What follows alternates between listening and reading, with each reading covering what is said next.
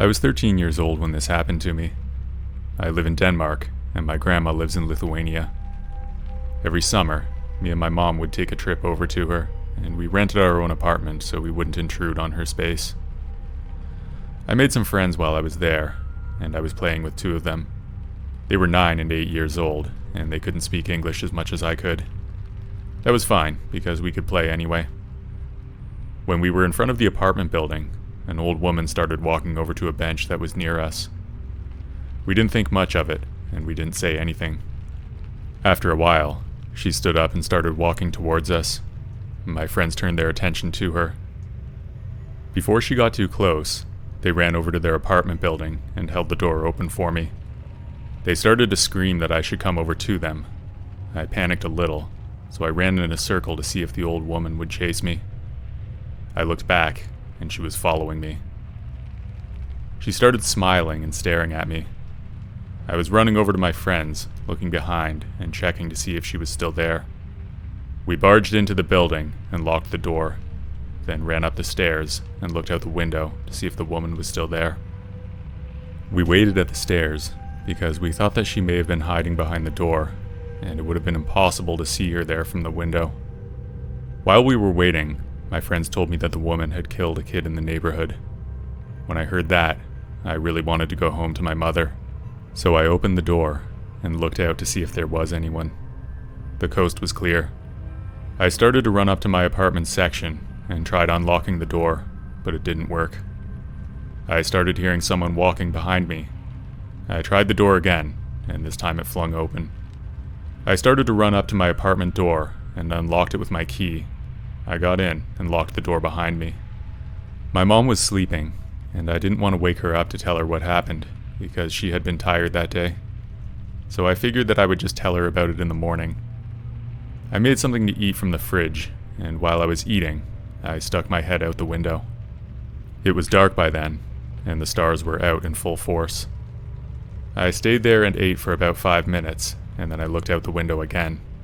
When I looked down to the ground, I saw that the woman was standing there, under a tree. She stared at me with those eyes, and it looked like she wanted to kill me. I froze in fear. I didn't know what to do because I was only 13. I took the kitchen knife and had it with me the rest of the night. I checked again to see if the door was locked. It was, so I went to bed and opened the door to my bedroom.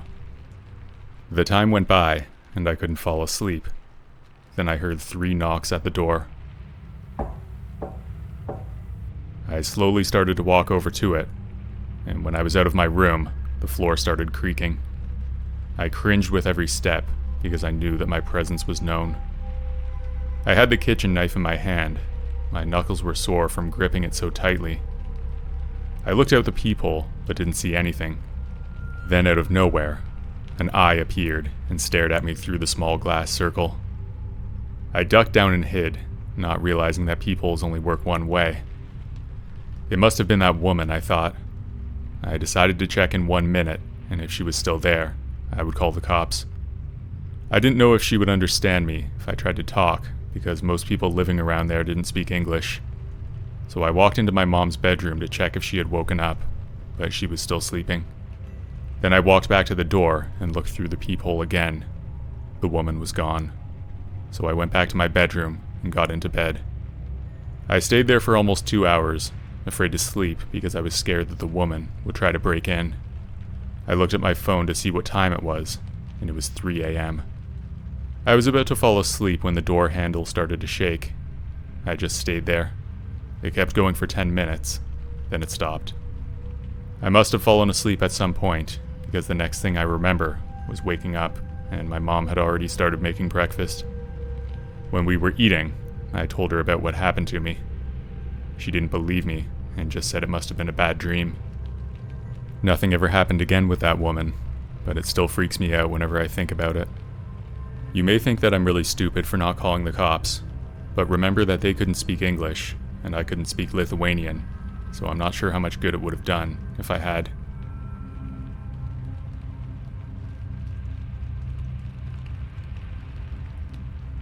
My family and I are immigrants from the former Soviet Union, and money was tight living in Chicago. My parents worked a lot, and over the summer and on weekends I'd stay with my grandparents. They were very good people. My grandpa taught me how to play chess, and we would go for walks daily. He was my hero. My grandma rarely left their apartment, unless it was to go to the grocery store. She stayed home and took care of the place. I was young at the time, maybe 9 or 10. On one such occasion when I was staying over, my grandpa decided to take me for a walk to the zoo. I was opinionated and headstrong for my age, but what happened that day changed me for the rest of my life. He and I were walking, and although I don't recall the details, it was around 20 years ago, I do remember that I got mad at my grandpa. I got so mad at him that I ran off ahead and away from him.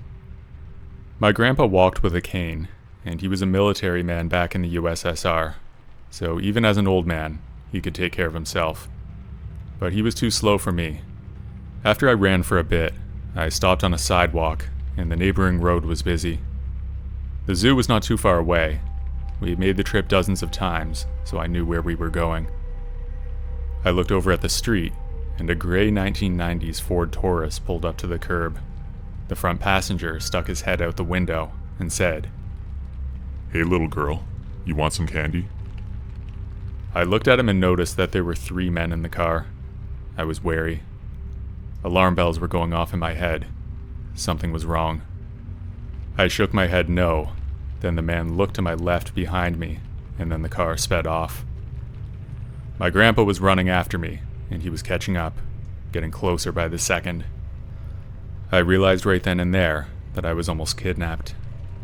I stood there frozen on the spot, and my grandpa looked so relieved standing next to me. I don't remember what he said, but it was something light, and then we went back to the zoo. Who knows what would have happened if my grandpa wasn't there? I might not even be here typing this. I could be dead.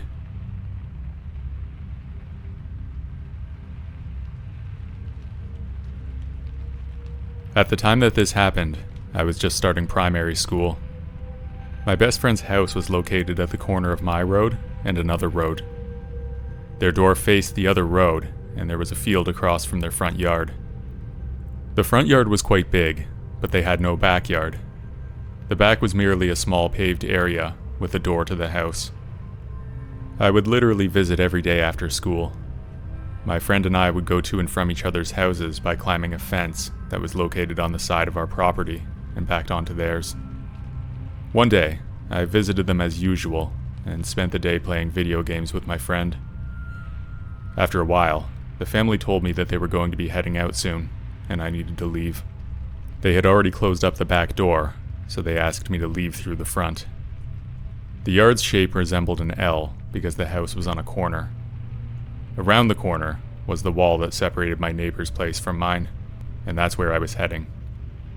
As I was walking across the garden, I noticed a man standing at my neighbor's gate along the fence. He was just standing there, and he seemed to notice me as soon as I noticed him. He was of light complexion, but dressed in all black. He just looked at me as if he was shocked to see me. I wasn't too bothered because I knew the gate couldn't be opened unless you pressed a button on the inside to unlock it. As I proceeded to walk across the yard, the man kept watching me. When I got to the corner of the yard, I noticed a second man. He was standing on the corner, on the pavement, and beside a stop sign. He too was dressed in all black, and he too stared at me. Looking to my right, I saw the fence that I needed to climb off in the distance. But as I looked to my right, I noticed a third man standing near the gate to my house. Like the other men, he was dressed in all black, and he stared at me in silence with no emotion in his face. At that point, I felt uneasy. Not wanting to disturb my neighbors, I shot across the garden and headed towards the wall. As I started running, I noticed all 3 men started running too, and followed me beside the fence. There was a pile of rocks leading up to the wall. It was very high, so if it were not there, I would not have been able to scale it as easily. As I began to climb, the men noticed that I was trying to get to the house next door, so they ran over to the gate and tried to open it.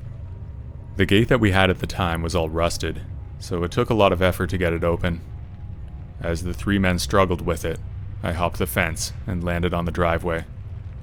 I sprinted to our front door and began to knock and ring the bell excessively. The 3 men were becoming frustrated with the gate, shaking it until eventually it opened. One man forced himself through the gap. Just then, the front door opened and I shot in. My dad, who opened it, closed it immediately after I entered. He seemed preoccupied with something and didn't notice the men because he didn't open the door very wide before I slid in. I ran to my room and looked out the window to the front of the house. I saw the 3 men walking away in a rush, leaving the gate open. I sat in my room, heart still racing. I'm now 21, and I realize how lucky I am that I got away that day. I don't know what the 3 men's intentions were, but I know it definitely wasn't good, so I'm thankful that I got away, and I never saw those men again.